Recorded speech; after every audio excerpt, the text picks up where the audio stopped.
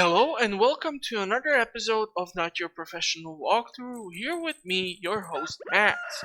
On today's episode, we will once again go through a couple of days as I want to talk about a topic which I think all of you are quite familiar with, but first I need to address the fact on how we will fail to reach level 30 in the mines, or more specifically, how I will fail.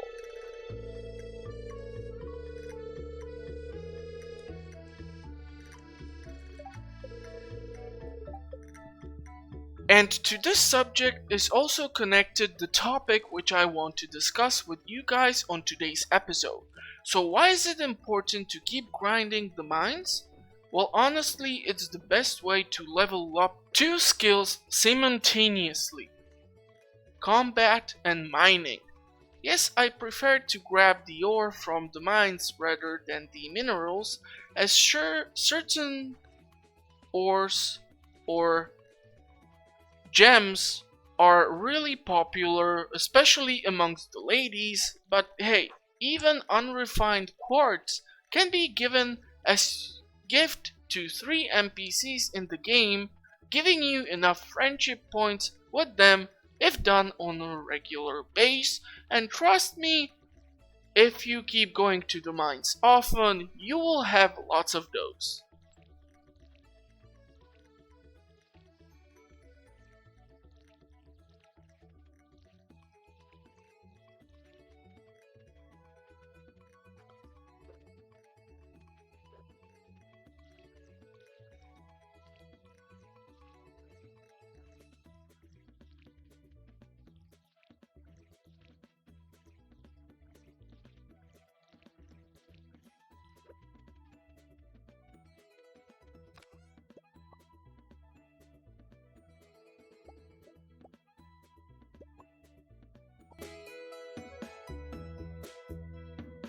Since we have met the new curator at the local museum/library, I am stacking up the items which I have found so far, and I will go and deliver these into the museum as I can get a reward for the items.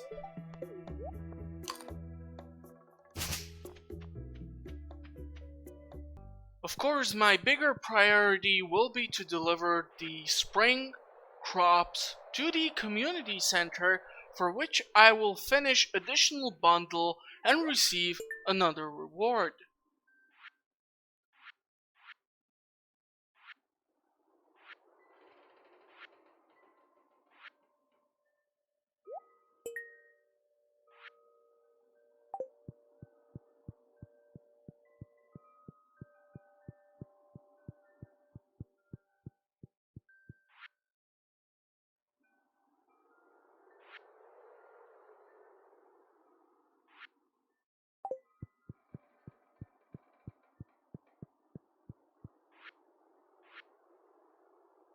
By delivering additional bundle, I will once again unlock more bundles to be fulfilled in the community center. So it's like a never ending day at work. But for some reason, I would prefer a day in Stardew Valley compared to my office.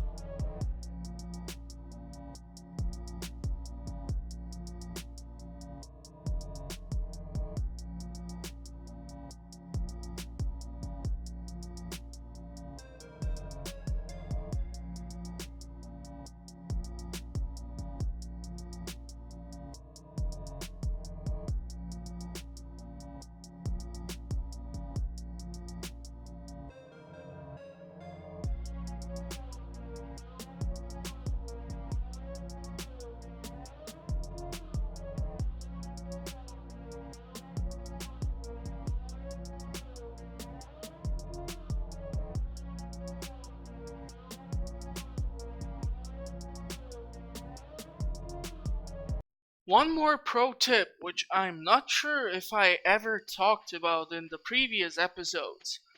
Whenever you see railroads in the mines, follow them. There's usually a mine cart somewhere around the map of the level where you currently are. And if you have not been to said level before, the cart is usually full of coal. So this is a great resource for your bar crafting and upgrading, or utilizing for fuel, etc. etc. Keep this in mind.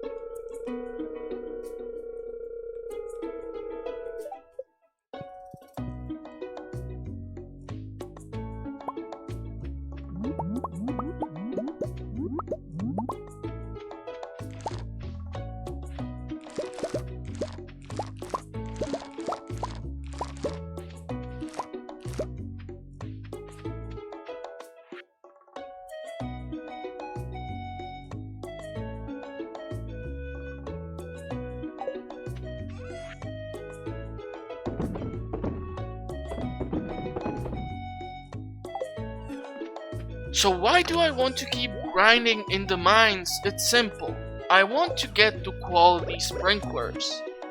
The amazing thing about them is that they water 8 slots around them, making them a perfect sprinkler even if you decide to do a hilltop farm or any other farm really, as you can manage to stack enough of them together to make a nice crop for collection.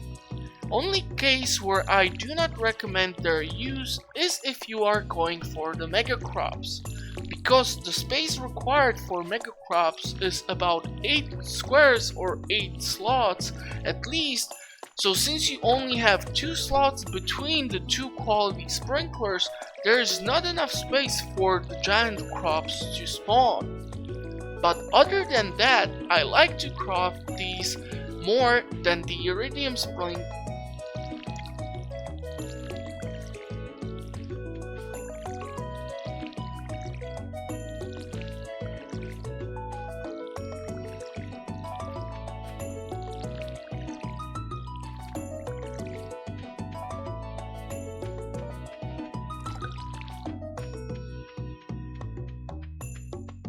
But other than that, I will like to craft these more than the iridium sprinklers personally, as I can squeeze them into those tight corners while iridium sprinklers would be just wasted there.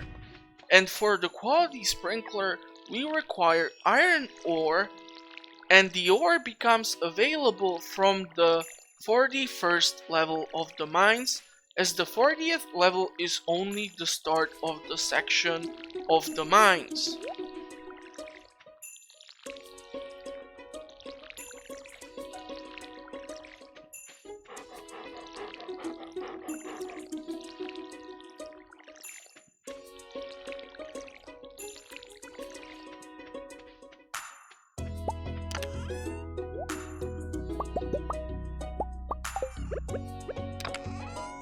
But then again, the great thing now is that even with activities such as fishing are a great way to fill out the time, and of course, since I'm doing the community center, because I got high with the wizard Asmodeus, and I made some weird promise because I saw the spirits of the valley, I will try to bring as many foraged items, fished?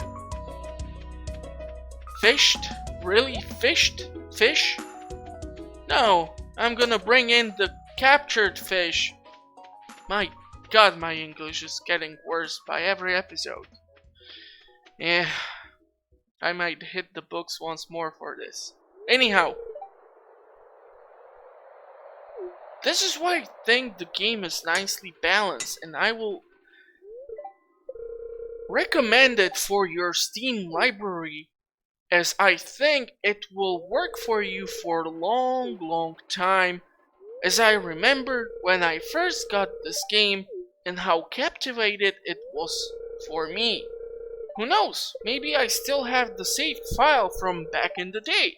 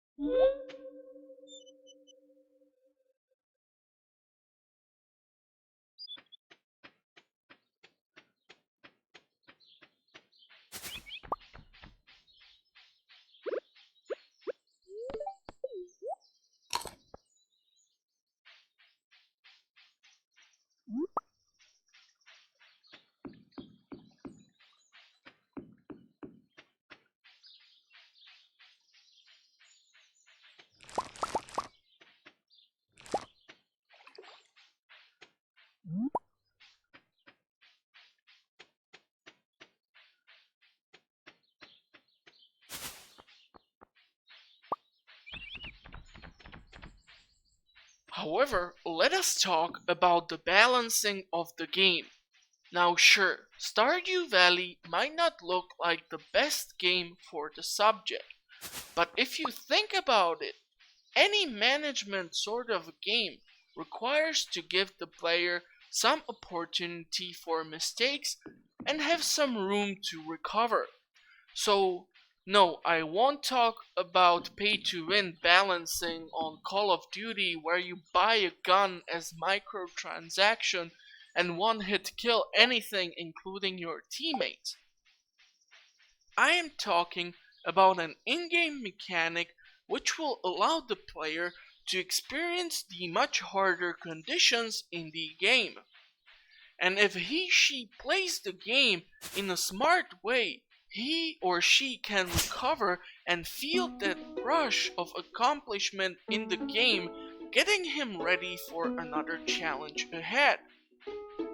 Why do I therefore, let's say, choose Stardew Valley and not, for example, titles such as Frostpunk from the 11-bit studio who I mentioned in my DLC discussion video, for which I will leave a link in the description? Well, this would be a great game for said topic, as you have to keep preparing your colony for the upcoming drops in temperature so your settlers will remain warm and not die of hypothermia. And each time you survive this hard condition, it keeps getting harsher and harsher. However, your brain rewards you with the dopamine release of rush whenever you complete this task.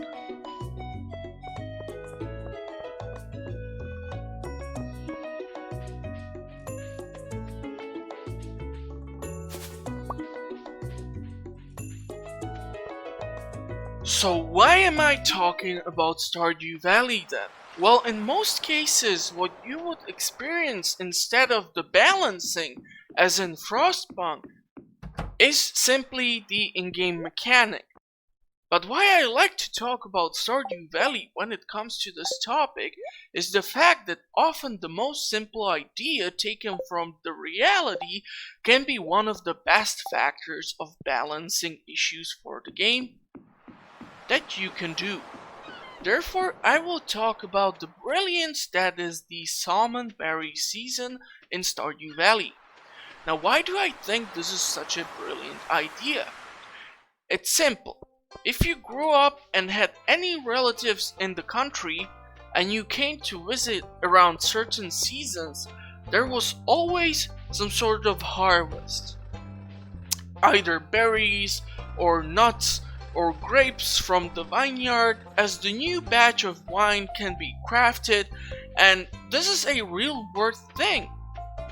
If you ever had the chance to grow up or spend some time in your childhood, such as I did with my grandparents during my summer holidays in the country, where I was woken up early in the morning and I had to go help dig out the potatoes or water the crops, there was always a season where the strawberries or raspberries, blackberries or other berries were ripe and ready to be harvested, which was also the time when my grandmother made bunch of amazing desserts including the berries.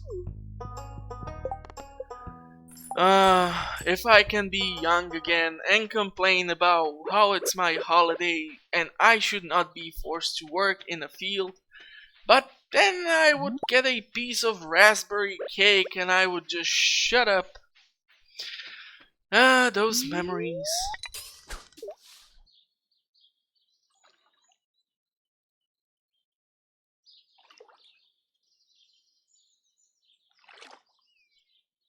Anyhow, I kind of totally lost you guys there, so let's try again. The reason why I think adding things like the berry season into a game is amazing due to the fact A, it's actually not a fictional thing, and B, it changes the game mechanics for you. If you think about every morning we have experienced in the game so far, I have planted the seeds and watered the crops. But by that time, half of my energy is gone.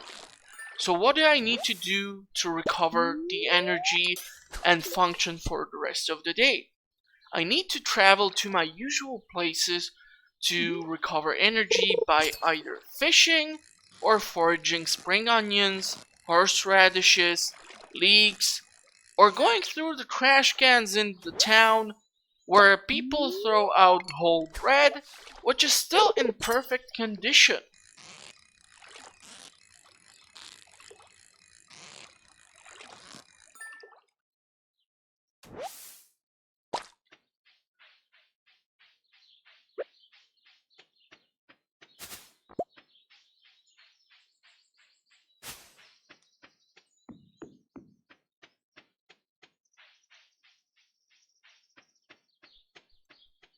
So why is adding salmon berries such a great idea for me?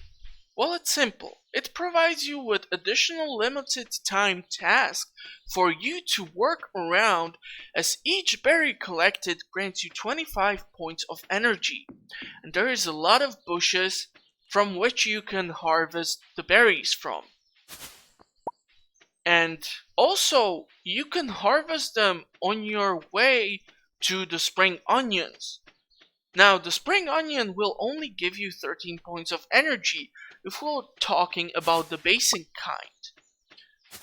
But bunch of bushes that are on the way to the spring onion each which can give you more berries as they also spawn in small bundles is totally beneficial for you.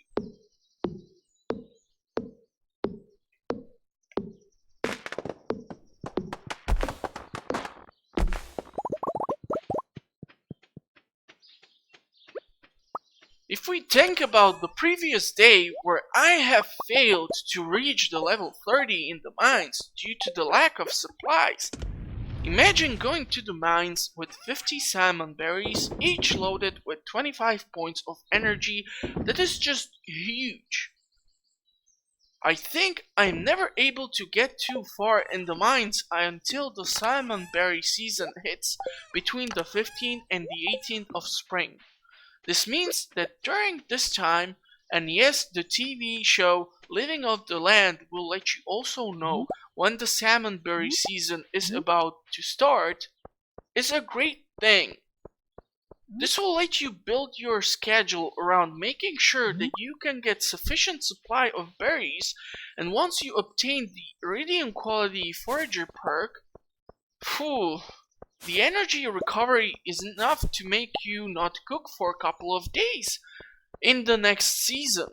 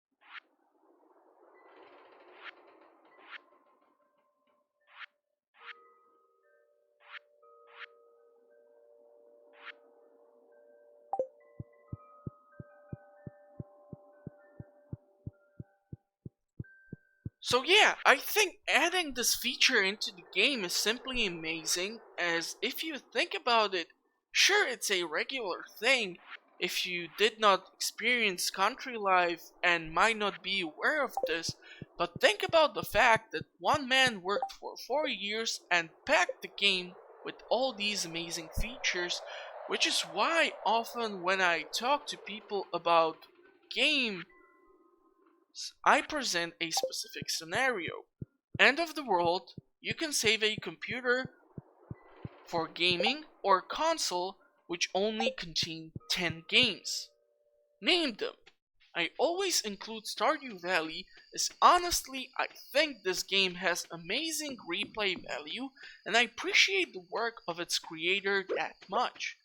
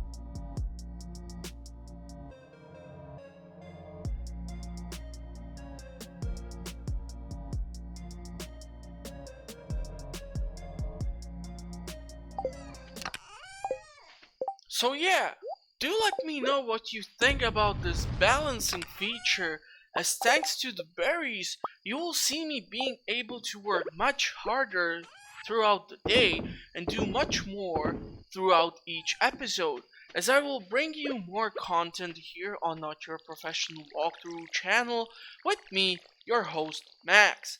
So in the meantime, make sure to destroy the subscribe button and I will see you on the next episode or in the comment section. Bye bye.